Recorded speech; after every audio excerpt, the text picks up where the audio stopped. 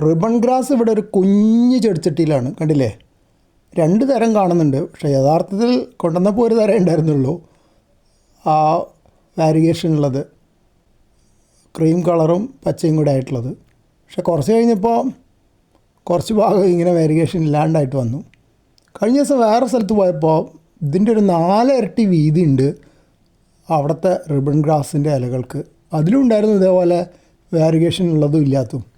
അത് കണ്ടപ്പോൾ എനിക്കൊരു സംശയം, ഇത് കുഞ്ഞ് ചട്ടിയിൽ വളർത്തുന്നതുകൊണ്ടാണോ ഇതിങ്ങനെ വളരെ വീതി കുറഞ്ഞായിട്ടിരിക്കണേ? ഒന്ന് പരീക്ഷിച്ച് നോക്കാം, വലിയ ചെടിച്ചട്ടിയിലേക്ക് മാറ്റി നട്ടിട്ട് എന്താ ഉണ്ടാവാന്ന് അറിയാലോ. അപ്പോൾ അതിന് വേണ്ടിയിട്ട് ചെറിയ ചെടിച്ചട്ടി നീക്കിയപ്പോഴാണ് സ്ഥിതി, വേരുകൾ ഭയങ്കരമായിട്ട് വീർപ്പുട്ടിയായിരിക്കണത്.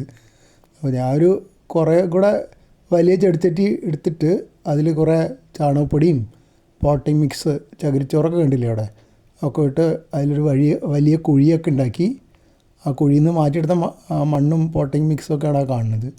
എന്നിട്ട് ഇത് അതിലേക്ക് വയ്ക്കാനുള്ള പ്ലാനാണ്. അങ്ങനെ വലിയ ചെടിച്ചട്ടിയിലേക്ക് മാറ്റി വെച്ചു. അത്യാവശ്യം വിസ്താരമുള്ളതാണ്, ഒരു 12 ഇഞ്ചെങ്കിലും കാണും. എന്നിട്ട് ഇതിൽ നിന്ന് എടുത്ത മണ്ണൊക്കെ അതിലേക്ക് തന്നെ തിരിച്ചിട്ടു. മണ്ണൊക്കെ ഒന്ന് നിരപ്പാക്കി ചെറിയ മൺകോരി കൊണ്ട്. എന്നിട്ട് കുറേ വെള്ളമൊക്കെ ഒഴിച്ചു കൊടുത്തു. ഇടയ്ക്ക് അവിടെ കുറച്ച് ചകിരിച്ചോറൊക്കെ സൈഡിലേക്ക് കാണുന്നുണ്ട്, ചകിരി നാരുകളായിട്ട്. അതൊക്കെ അവിടെ നോട്ടെ, വേറെ ഒന്നും ചെയ്യാനില്ലല്ലോ അതിൽ.